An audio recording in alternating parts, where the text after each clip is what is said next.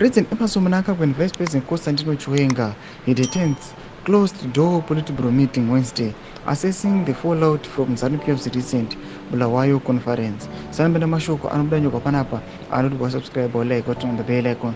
Timina mzimu aiva anobudisa nawo dzonyogwa dzichinzi insiders who attended the meeting reported a palpable chill between the two, and they reportedly avoided eye contact during heated discussions. They said a Mnangagwa allied faction suggested taking legal action to reinstate his Vision 2030 plan, hinting at a constitutional amendment to extend the presidential term to 7 years.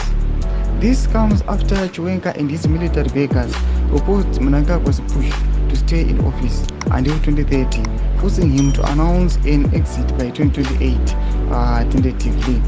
The Mnangagwa-Chiwenga alliance, originally forced to unseat former President Mugabe in 2017, is fractured, fueling an intense rivalry.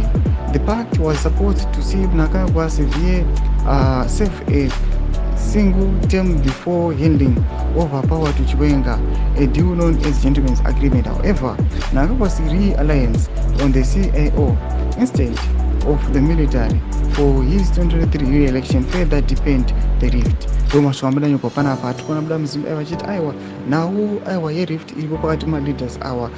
Yesterday Politburo meeting, they were not able to face each other kana papa nawo heated debates. Panapa anotaura nawo aiwa betrayal the Gentleman's Agreement. Tikuona kuti panapa ndonyanya kudominate vanhu vachiona kuti aiwa pane munhu akasideline apa, pane munhu anonyora chete. Tidze mafungiro enyu muri kubika pamusoro pechitiko ichi. Kuna comment section medu, so subscribe or like, kuti on the bell icon.